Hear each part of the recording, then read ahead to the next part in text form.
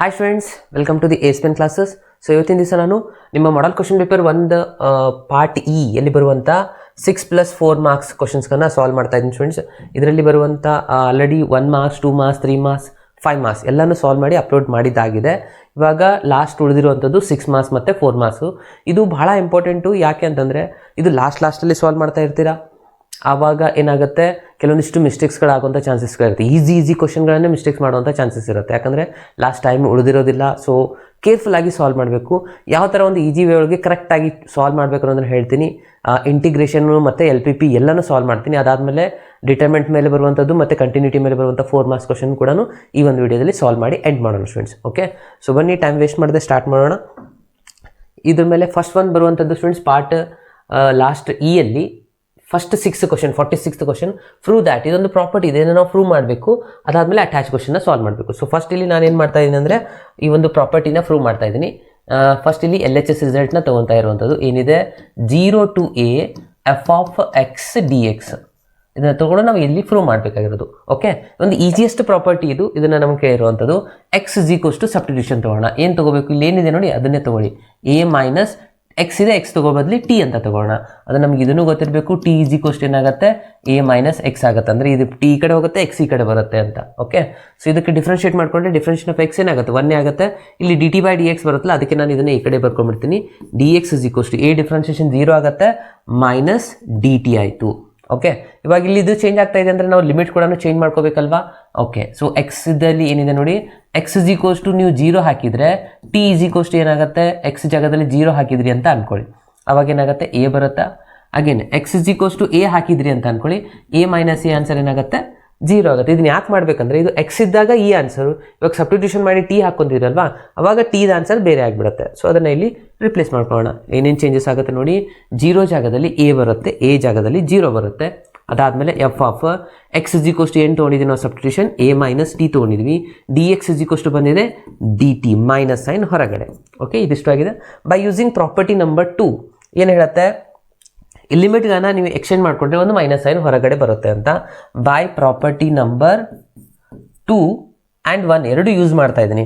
Property number 2 ಪ್ರಕಾರ ಫಸ್ಟಿಗೆ use ಮಾಡ್ಕೊಂಡಾಗ ಏನಾಗುತ್ತೆ, ಇಲ್ಲಿ ತಳಗಡೆ ಎರಡು ಲಿಮಿಟ್ಗೆ ಚೇಂಜ್ ಮಾಡಿಕೊಂಡ್ರೆ ಇದು a ಮೇಲ್ಗಡೆ ಹೋಗುತ್ತೆ, a ಕಾಣಿಸ್ತಾ ಇದೆಯಲ್ವಾ. ಓಕೆ, ಇದು a ಮೇಲ್ಗಡೆ ಹೋಗುತ್ತೆ, 0 ತಳಗಡೆ ಬರುತ್ತೆ, ಅವಾಗ ಒಂದು ಮೈನಸ್ ಬರುತ್ತೆ. ಓಕೆ, ಸೊ ಆಲ್ರೆಡಿ ಒಂದು ಮೈನಸ್ ಇದೆ, ಸೊ ಮೈನಸ್ ಇದು ಪ್ಲಸ್ ಆಯಿತು. ಸೊ ಉಳಿದಿರೋದೇನು, a ಮೈನಸ್ t ಆಯಿತು, ಇಲ್ಲಿ dt ಆಯಿತು. ಪ್ರಾಪರ್ಟಿ ನಂಬರ್ 1 ಹೇಳುತ್ತೆ t ಜಾಗದಲ್ಲಿ x ನಾವು ತೊಗೊಳ್ಬೋದು ಅಂತ ಹೇಳಿ. ಓಕೆ, ಅದನ್ನು ನಾನು ಚೇಂಜ್ ಮಾಡ್ಕೊತೀನಿ. ಇಲ್ಲಿ 0 to a f(t) ಜಾಗದಲ್ಲಿ x ನಾನು ರಿಪ್ಲೇಸ್ ಮಾಡ್ತೀನಿ. ಇಲ್ಲಿ x ತಗೊಂಡ್ರೆ ಇದೇನಾಗಿಬಿಡುತ್ತೆ, dx ಆಗುತ್ತೆ. ಸೊ ಇದಾಗಿದೆ ನಮ್ಮದು RHS ಆನ್ಸರ್. ಬಂತಲ್ವಾ ಸ್ಟೂಡೆಂಟ್ಸ್. ಓಕೆ, ಸೊ ನಾವು ತೊಗೊಂಡಿದ್ವಿ LHS, RHS ಪ್ರೂವ್ ಆಯ್ತಲ್ವಾ. ಓಕೆ, ಇಷ್ಟು ಮಾಡಿದ್ರೆ ಇಲ್ಲಿಗೆ ನಿಮಗೆ 3 ರಿಂದ 4 ಮಾರ್ಕ್ಸ್ ಬಂದ ಹಾಗೆ. ಇನ್ನು ಅಟ್ಯಾಚ್ ಕ್ವಶನ್ ನೋಡಿ ಎಷ್ಟು ಈಸಿ ಇದೆ. ಭಾಳ ಸ್ಟೂಡೆಂಟ್ಸ್ ಇಂಟಿಗ್ರೇಷನ್ ಟಫ್ ಇದೆ ಅಂತ ಬಿಟ್ಬಿಡ್ತೀರಾ, ಬಟ್ ಇಷ್ಟೇ ಮಾಡೋದಕ್ಕೆ ಪ್ರಾಪರ್ಟಿಗೆ ಕೆಲವೊಂದ್ಸತಿ 4 ಮಾರ್ಕ್ಸು, ಅಟ್ಯಾಚ್ ಕ್ವಶನ್ 2 ಮಾರ್ಕ್ಸ್ ಈ ಥರನೂ ಇರುತ್ತೆ. ಓಕೆ, ಆರಾಮಾಗಿ 4 ಮಾರ್ಕ್ಸ್ ಬಂತು ಇವಾಗ. ಓಕೆ, ಇದು ನೋಡಿ, ಇದು ಕ್ವಶನ್ ಕೂಡ ಬಹಳ ಈಸಿ ಇದೆ. ಇದನ್ನು ನಾನು ಅಂತ ತಗೋತೀನಿ ಕ್ವಶನ್ನ. ಓಕೆ, ಇದೇ ಪ್ರಾಪರ್ಟಿ ಯೂಸ್ ಮಾಡಿ ಮಾಡುವಂಥದ್ದು. ಇದು 0 to 4 ಇದೆ, ಇಲ್ಲಿ √x ಇದೆ, divide by √x plus √4 - x ಇದೆ. Okay, into dx. ಇದಕ್ಕೆ ನೀವು ಏನಂತ ಕೊಡಿ, ಇಕ್ವೇಷನ್ 1 ಅಂತ ಡಿನೋಟ್ ಮಾಡ್ಕೊಳ್ಳಿ. ಇವಾಗ ಈ ಪ್ರಾಪರ್ಟಿ ಅಪ್ಲೈ ಮಾಡ್ಕೋಬೇಕಂದ್ರೆ ಏನು ಹೇಳುತ್ತೆ, x ಜಾಗದಲ್ಲಿ a ಮೈನಸ್ x, a ಜಾಗದಲ್ಲಿ ಏನು ಬಂದಿದೆ, ಇಲ್ಲಿ 4 ಇದೆಯಲ್ವಾ. ಸೊ 4ನ ನಾವು ಇಲ್ಲಿ ಫಿಲ್ಅಪ್ ಮಾಡಬೇಕಂದ್ರೆ 4 - x ಆಗಿ ಚೇಂಜಸ್ ಆಗುತ್ತೆ. Okay, by applying the property, ಈ ಒಂದು ಪ್ರಾಪರ್ಟಿನ ಅಪ್ಲೈ ಮಾಡಿದ ಮೇಲೆ ಲಿಮಿಟ್ ಅಂತೂ ಚೇಂಜ್ ಆಗಲ್ಲ, 0 to 4 ಇರುತ್ತೆ. ಎಲ್ಲೆಲ್ಲಿ x ಇದ್ರೆ ಎಲ್ಲೆಲ್ಲಾನು 4 - x ಬರೀರಿ. ಯಾಕೆ, ಇಲ್ಲಿ x ಇದ್ದಲ್ಲೆಲ್ಲಾನು a ಮೈನಸ್ x ಬಂದಿತ್ತಲ್ವಾ, ಹಾಗಾಗಿ ಇದನ್ನು ಚೇಂಜಸ್ ಆಗಿಬಿಡುತ್ತೆ. ಇದು 4 - x ಆಗುತ್ತೆ. ಪ್ಲಸ್ ಇಲ್ಲಿ ಏನಾಗುತ್ತೆ ನೋಡಿ, x ಜಾಗದಲ್ಲಿ ಇಲ್ಲಿ ಬರೀತೀನಿ 4 - x. ಇವಾಗ 4 ಮೈನಸ್ ಮಲ್ಟಿಪ್ಲೈ ಮಾಡಿದ್ರೆ ಮೈನಸ್ ಇದಾಗುತ್ತೆ ಪ್ಲಸ್ x. ಇಲ್ಲಿ 4 ಕ್ಯಾನ್ಸಲ್, ಜಸ್ಟ್ x ಮಾತ್ರ ಉಳಿಯೋದು, ಇಂಟು dx ಆಯಿತು. ಅರ್ಥ ಆಯ್ತಲ್ವಾ ಇದು ಏನು ಚೇಂಜಸ್ ಮಾಡಿದೆ ಅಂತ. ಓಕೆ, ಇವಾಗ ಏನಾಗುತ್ತೆ ನೋಡಿ, ಇದಕ್ಕೆ ನೀವು ಇಕ್ವೇಷನ್ 2 ಅಂತ ಕೊಡಿ. ಇಕ್ವೇಷನ್ 1ನ ಇಕ್ವೇಷನ್ 2 ಆ್ಯಡ್ ಮಾಡ್ಕೋತೀನಿ ನಾನು. ಇಕ್ವೇಷನ್ 1 ಆ್ಯಂಡ್ ಇಕ್ವೇಷನ್ 2 ಅಂದರೆ i + i ಎಷ್ಟಾಯಿತು, 2 ಆಯಿತು. ಅಂದರೆ ಇವಾಗ ಎರಡನ್ನ ಆ್ಯಡ್ ಮಾಡ್ಕೋಬೇಕಂದಂಗೆ ಸ್ಟೂಡೆಂಟ್ಸ್, ಎರಡೂ ಲಿಮಿಟ್ ಸೇಮ್ ಇರೋದ್ರಿಂದ ನಾನು ಎಟ್ ಎ ಟೈಮ್ ಆ್ಯಡ್ ಮಾಡ್ಕೊತಾ ಇದ್ದೀನಿ. ಇಲ್ಲಿ ಎರಡರಲ್ಲಿ ನೋಡಿ LCM ಸೇಮ್ ಇದೆ ಅಲ್ವಾ, √x ಪ್ಲಸ್ √4 - x ಇದೆ. ಹಾಗಾಗಿ ಇದನ್ನು ನಾನು LCM ಬರ್ಕೊಂಡ್ಬಿಡ್ತೀನಿ. x plus root of 4 minus ಎಕ್ಸೇ ಇರೋದು. ಇಲ್ಲಿನೂ ಅದೇ ಇದೆ, ಇಲ್ಲಿನೂ ಅದೇ ಇದೆ, ಸ್ವಲ್ಪ ಹಿಂದೆ ಮುಂದೆ 2 + 1 1 + 2 ಎರಡು ಸೇಮೇ ಅಲ್ವಾ, ಆ ಥರ. ಇವಾಗ ಮೇಲ್ಗಡೆದನ್ನೇ ಆ್ಯಡ್ ಮಾಡ್ಕೋಬೇಕಲ್ವಾ. ಇಲ್ಲಿ ಎಕ್ಸ್ ಈಗಲೇ 4 ಮೈನಸ್ ಎಕ್ಸ್. ಇಲ್ಲಿ ಒಂದು ಅಬ್ಸರ್ವ್ ಮಾಡಬೇಕಾಗಿರೋದು, ಎರಡೂ ಸೇಮ್ ಆನ್ಸರ್ ಬಂದಿದೆ, ಎರಡು ಗೆಟ್ ಕ್ಯಾನ್ಸಲ್ ಆಗಿ ಹೋಗಿಬಿಡ್ತು. ಸೊ ಉಳಿದಿರೋದೇನು ಜಸ್ಟ್ ಮಾತ್ರ 1 0 to 4 1 dx. ಸ್ಟೂಡೆಂಟ್ಸ್ 1ದ ಇಂಟಿಗ್ರೇಷನ್ ಏನಾಗುತ್ತೆ, ಎಕ್ಸ್ ಆಗುತ್ತೆ. ಅಗೇನ್ ಇಲ್ಲಿ ನೀವು ಲಿಮಿಟ್ ಅಪ್ಲೈ ಮಾಡ್ತೀರಾ, 0 to 4 ಅಪ್ಲೈ ಮಾಡಿ, ಫಸ್ಟ್ 4 ಅಪ್ಲೈ ಮಾಡ್ತೀರಾ, ಆಮೇಲೆ 0. ಸೊ 4 - 0 ಆನ್ಸರ್ ಎಷ್ಟಾಯಿತು, 4. ಅಗೇನ್ ಇಲ್ಲಿ ಇನ್ನೂ ಕಂಪ್ಲೀಟ್ ಆಗಿಲ್ಲ ಆ್ಯಕ್ಚುಲಿ. ಯಾಕೆ ಅಂತಂದರೆ ಇದು ಆನ್ಸರ್ ಬಂದಿರೋದು 2i ಆನ್ಸರ್, ಕರೆಕ್ಟ್ ಅಲ್ವಾ. 2i ಆನ್ಸರ್, ನಾವು i ಆನ್ಸರ್ ಮಾಡಬೇಕಾಗಿರೋದು.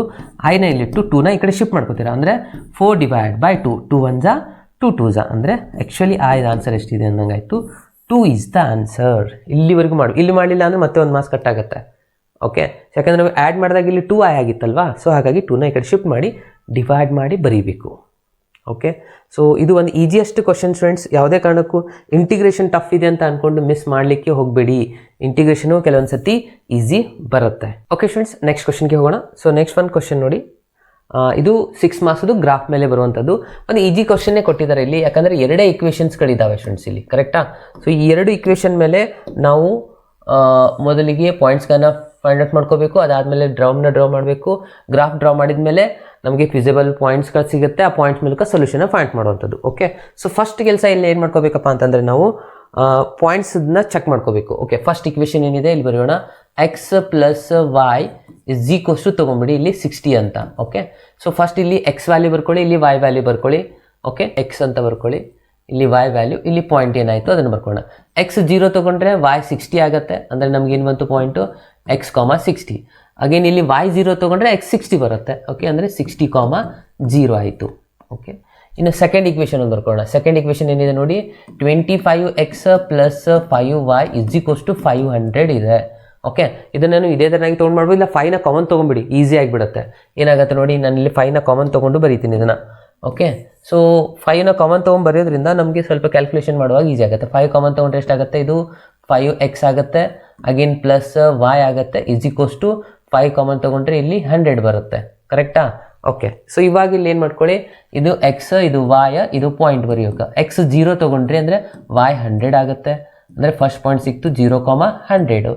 ಇನ್ನು ನೆಕ್ಸ್ಟ್ ವೈ 0 ತೊಗೊಂಡ್ರೆ 5 ಈ ಕಡೆ ಬರುತ್ತೆ. ಸೊ 20 ಆನ್ಸರ್ ಆಗುತ್ತೆ ಇದು. ಅಂದರೆ 20, 0 ಆಗಿದೆ. ಓಕೆ, ಸೊ ನಮ್ಗೆ ಇವಾಗ ಪಾಯಿಂಟ್ ಸಿಕ್ಕಾದ್ಮೇಲೆ ಇಲ್ಲೇನು ಮಾಡಬೇಕು, ಎಕ್ಸ್ದ ಹೈಯೆಸ್ಟ್ ಎಷ್ಟು 60 ಇದೆ, ಈ ಕಡೆ 20 ಇದೆ, ವೈದ ಹೈಯೆಸ್ಟು 100 ಇದೆ. ಇವಾಗ ನಾವು ಪ್ರಾಪರ್ಲಿ ಸ್ಕೇಲ್ ತೊಗೋಬೇಕು ನೋಡಿ, ಅದು ಭಾಳ ಇಂಪಾರ್ಟೆಂಟ್ ಇದೆ. ಓಕೆ, ಸೊ ಸ್ಕೇಲ್ ಯಾವ ಥರ ತೊಗೋಬೇಕು ಅನ್ನೋದನ್ನು ನಾನು ನಿಮಗೆ ಇವಾಗ ಹೇಳ್ಕೊಡ್ತಾ ಇದ್ದೀನಿ. ಮೊದಲಿಗೆ ನಮ್ಮದು ಹೈಯೆಸ್ಟ್ ವ್ಯಾಲ್ಯೂ ಎಷ್ಟಿದೆ ನೋಡಿ ಸ್ಟೂಡೆಂಟ್ಸ್. ಹೈಯೆಸ್ಟ್ ಇರುವಂಥ ರಿಸಲ್ಟ್ಸ್ ಏನು, ಎಕ್ಸ್ದಲ್ಲೇ 60 ತನಕ ಸಾಕು, ಬಟ್ ವೈ ವ್ಯಾಲ್ಯೂ 100ವರೆಗೂ ಬೇಕಿಲ್ಲ. ಇಲ್ಲಿಂದ 100 value.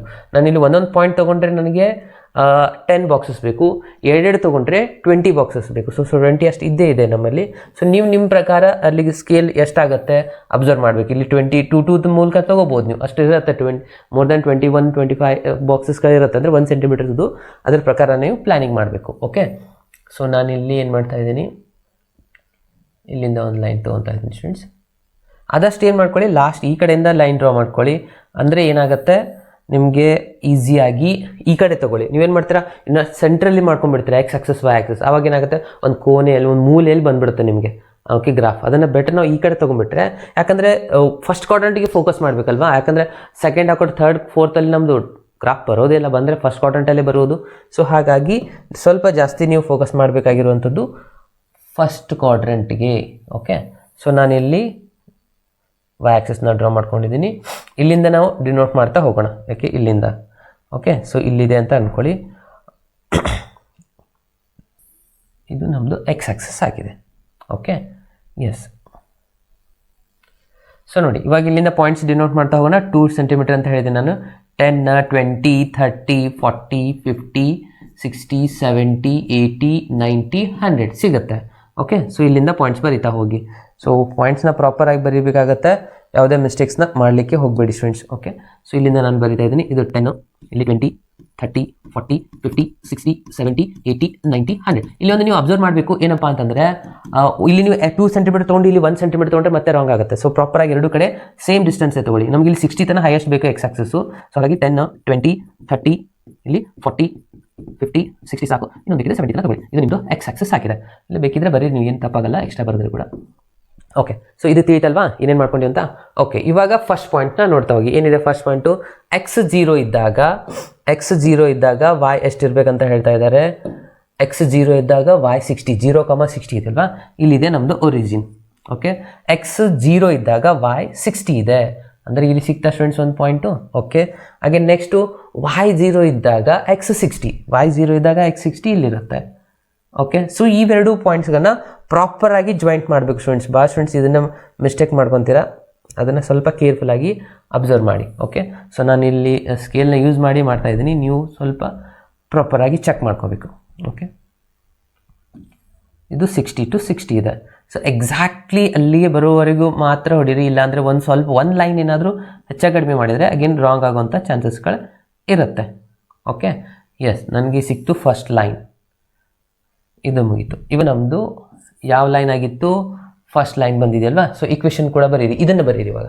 X plus y is less than or equals to 60, x plus y less than or equals to 60 ಇತ್ತು. ಇನ್ನು ಸೆಕೆಂಡ್ ಪಾಯಿಂಟ್ ಏನಿದೆ? ಜೀರೋ ಇದ್ದಾಗ 100 ಇರಬೇಕು, ಎಕ್ಸ್ ಜೀರೋ ಇದ್ದಾಗ y 100 ಇಲ್ಲಿದೆ ನಮ್ಮದು ಪಾಯಿಂಟು. ಓಕೆ, ಕೆಲವು ಜನ ಉಲ್ಟಾ ತೊಗೊಂಡ್ಬಿಡ್ತಾರೆ, ಎಕ್ಸ್ನೇ 100 ತೊಗೊಂಡು ವೈನೇ ರಿವರ್ಸ್ ತೊಗೊಂಡು ಅಲ್ಲಿ ರಾಂಗ್ ಮಾಡ್ತಾರೆ. ಅದಕ್ಕೆ ನಾನಿಲ್ಲಿ ಪಾಯಿಂಟ್ ಅಂತ ಬರಿ ಅಂತ ಹೇಳಿದೆ. ಎಕ್ಸ್ 20 y 0 ಇಲ್ಲಿದೆ. ಸೊ ಇವೆರಡನ್ನ ಇವಾಗ ನಾವು ಜಾಯಿಂಟ್ ಮಾಡ್ಕೋಬೇಕು. ಓಕೆ, ಇವಾಗ ಎಕ್ಸು 100 ಇದೆ, ಅಗೇನ್ y ಇರುವಂಥದ್ದು 20, ಕರೆಕ್ಟಾ? ಇಲ್ಲಿದೆ ನೋಡಿ 20. ಸೊ ಎಕ್ಸಿಗೆ 100ಗೆ ಜಾಯಿಂಟ್ ಮಾಡಬೇಕು.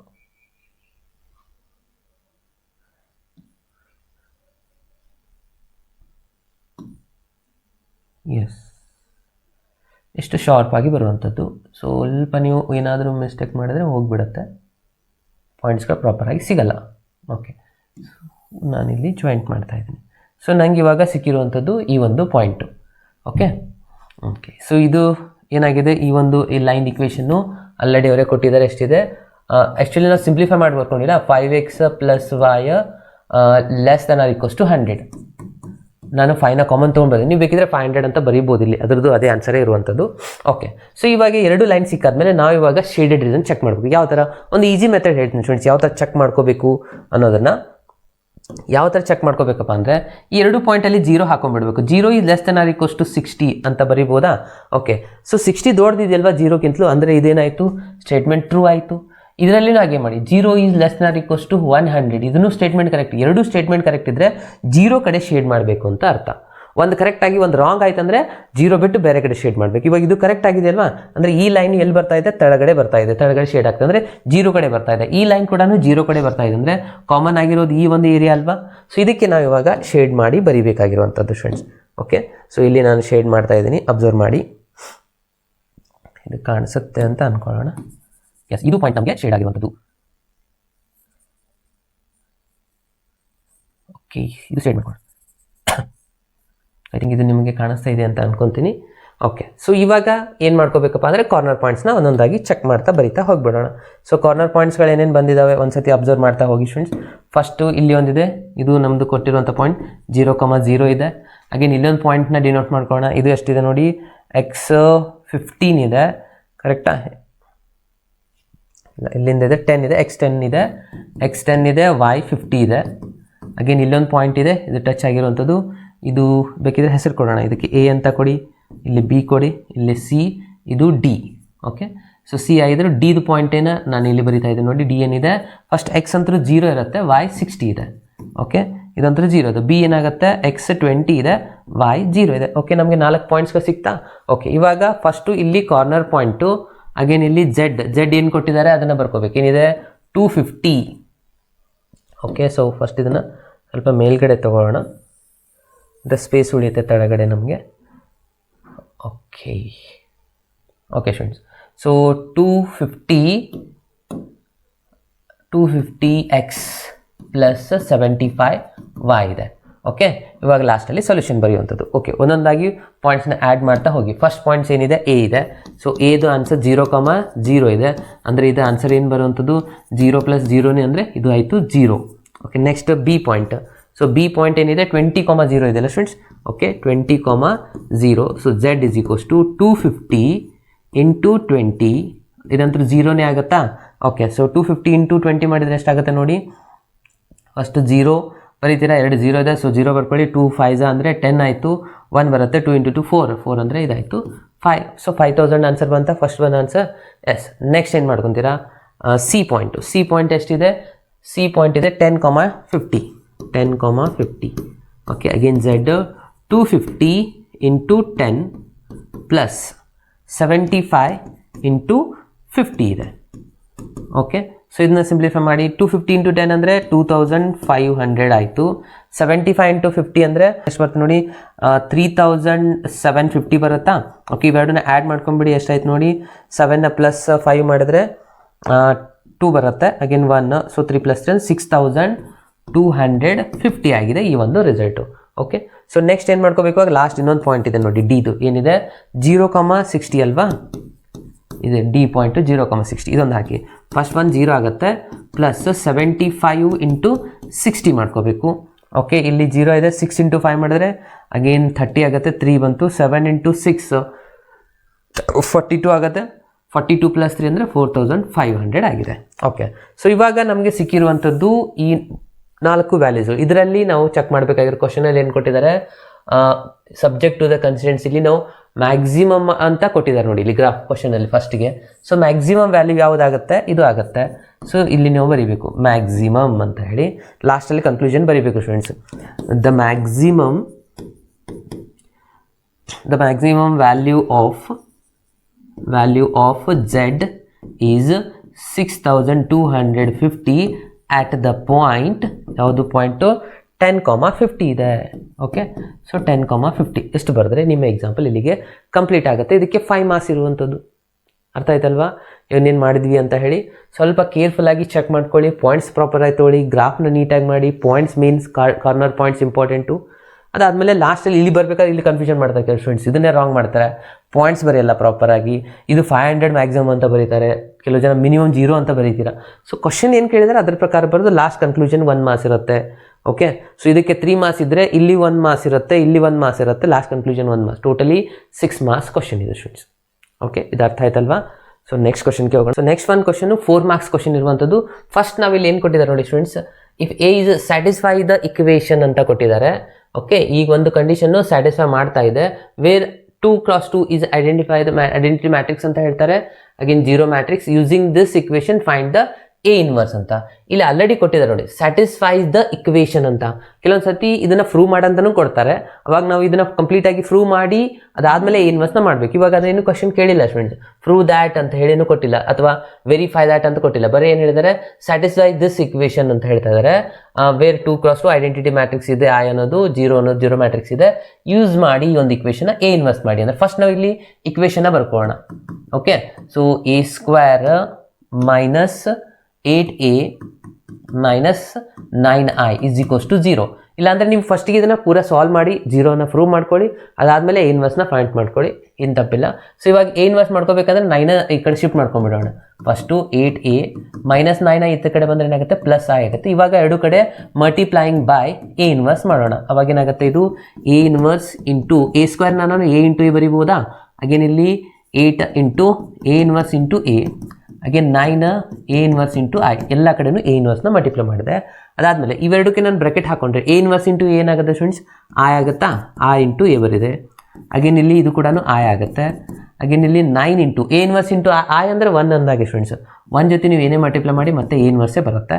ಎ ಇನ್ವರ್ಸ್ ಇಂಟು ಎ ಅಂದರೆ ಇದು ಎ ಆಯಿತು, 8i is equals to 9 A inverse. 9 ಒಂದು ಈ ಕಡೆ ಶಿಫ್ಟ್ ಮಾಡ್ಕೊಂಡ್ಬಿಟ್ರೆ ನನಗೆ ಎ ಇನ್ವರ್ಸ್ದು ಫಾರ್ಮುಲಾ ಸಿಕ್ತು. ಏನು 1/9 ಈ ಕಡೆ ಶಿಫ್ಟ್ ಮಾಡ್ತೀನಿ, ಎ ಮೈನಸ್ 8i ಇದಾಗಿದೆ ನಮ್ಮದು ಎ ಇನ್ವರ್ಸ್ದು ಫಾರ್ಮುಲಾ ಬಂತು. ಇವಾಗ ಈ ಫಾರ್ಮುಲಾನ ಯೂಸ್ ಮಾಡಿಕೊಂಡು ಎ ಇನ್ವರ್ಸ್ನ ಫೈಂಡ್ ಮಾಡೋದಾಗಿದೆ.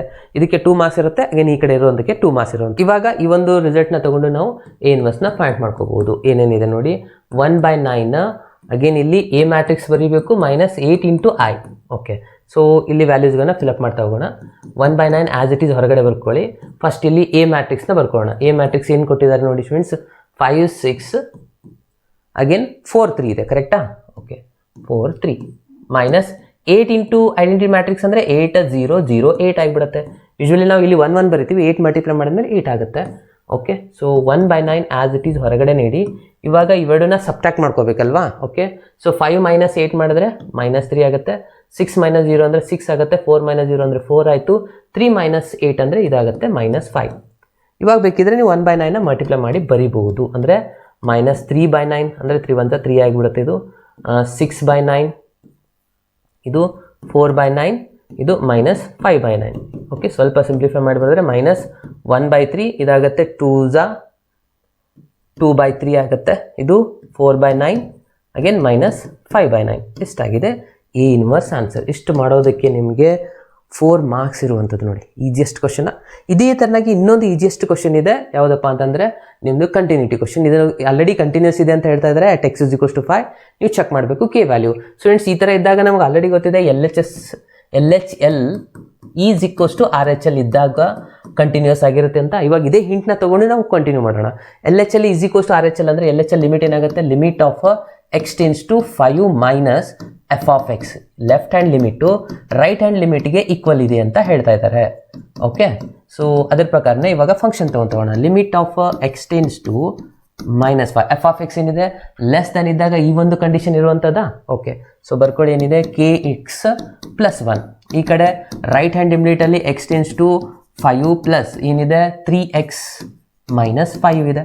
ಓಕೆ. 5ನ ಫಿಲಪ್ ಮಾಡ್ಕೊತೀರಾ ಎಕ್ಸ್ ಜಾಗದಲ್ಲಿ. ಈ ಕಡೆನೂ 5ನ ಫಿಲಪ್ ಮಾಡ್ಕೊತೀರಾ. 3 5 ಅಗೇನ್ 5 ಆಯಿತು. ಓಕೆ. ಸೊ ಇದು 5k ಆ್ಯಸ್ ಇಟ್ ಈಸ್ +1 ಈ ಕಡೆ ಶಿಫ್ಟ್ ಮಾಡ್ಕೊಂಬಿಡಿ ಸ್ಟೂಡೆಂಟ್ಸ್. ಓಕೆ. ಸೊ ಇದು ಮೊದಲಿಗೆ ಸಿಂಪ್ಲಿಫೈ ಮಾಡಿ. ಇದು ಎಷ್ಟಾಯಿತು 5 × 3 15 -5 ಮಾಡಿದ್ರೆ ಇದು ಆನ್ಸರ್ ಆಗುತ್ತೆ 10. ಓಕೆ. 10 ಈ +1 ಈ ಕಡೆ ಬಂದರೆ -1 ಅಂದರೆ ಇದಾಯಿತು 9. ಓಕೆ. Finally k = 9 / 5. ಇಲ್ಲಿ ಇಂಟು ಇತ್ತು, ಈ ಕಡೆ ಬಂದರೆ / 5 ಆಯಿತು. ಅಂದರೆ k = ಆಗಿದೆ 9/5. ಓಕೆ. ಇಲ್ಲಿಗೆ ನಿಮ್ಮ ಮಾಡೆಲ್ ಕ್ವಶನ್ ಪೇಪರ್ 1ನಲ್ಲಿರುವಂಥ ಎಲ್ಲ 47 ಕ್ವಶನ್ಸ್ಗಳನ್ನ ಸಾಲ್ವ್ ಮಾಡಿದ್ದಾಗಿದೆ, ಇನ್ಕ್ಲೂಡಿಂಗ್ ಎಲ್ಲ ಆಪ್ಷನ್ಸ್ಗಳನ್ನ. ಓಕೆ. ಸೊ ಇದಾಗಿತ್ತು complete model question paper 1 students. ಇನ್ನು ನಾನು ನೆಕ್ಸ್ಟ್ ಒಂದು ವಿಡಿಯೋದಲ್ಲಿ ಮಾಡೆಲ್ ಕ್ವಶನ್ ಪೇಪರ್ 2ನ ಇದೇ ಥರನಾಗಿ ಸಾಲ್ವ್ ಮಾಡ್ತಾ ಹೋಗ್ತೀನಿ. ಸೊ ಆದಷ್ಟು ಎಲ್ಲ ಫ್ರೆಂಡ್ಸ್ಗಳಿಗೆ ಶೇರ್ ಮಾಡಿ ಸ್ಟೂಡೆಂಟ್ಸ್. ಜಾಸ್ತಿ ಸ್ಟೂಡೆಂಟ್ಸ್ಗೆ ರೀಚ್ ಆಗಲಿ. ಇದು ಒಂದೇ ನಾನು ನಿಮ್ಮ ಕಡೆ ಕೇಳೋದು, ಯಾಕಂದರೆ ನನ್ನ ಎಲ್ಲ ಕ್ಲಾಸಸ್ಸು ಫ್ರೀ ಕ್ಲಾಸಸ್ ಇದೆ. ಸೊ ಮ್ಯಾಕ್ಸಿಮಮ್ ಸ್ಟೂಡೆಂಟ್ಸ್ಗೆ ರೀಚ್ ಆಗಲಿ ಅಷ್ಟೇ ಇರುವಂಥದ್ದು. ಓಕೆ. ಸೊ ನೀವು ಮಾಡಬೇಕಾಗಿರೋದು ಒಂದೇ ಏನಪ್ಪ ಅಂತಂದರೆ ಈ ಒಂದು ಲಿಂಕ್ನ ಆದಷ್ಟು ನಿಮ್ಮ ಫ್ರೆಂಡ್ಸ್ಗಳ ವಾಟ್ಸಪ್ ಗ್ರೂಪ್ಗಳಲ್ಲಿ ಎಲ್ಲರಿಗೂ ರೆಕಮೆಂಡ್ ಮಾಡಿ. ಓಕೆ. ಸೊ ಮತ್ತೆ ಸಿಗೋಣ ನೆಕ್ಸ್ಟ್ ಮಾಡೆಲ್ ಕ್ವಶನ್ ಪೇಪರ್ 2ದು ಸೊಲ್ಯೂಷನಲ್ಲಿ. ಅಲ್ಲಿವರೆಗೂ ಕೀಪ್ ವಾಚಿಂಗ್, ಕೀಪ್ ಲರ್ನಿಂಗ್. ಬಾಯ್, ಟೇಕ್ ಕೇರ್.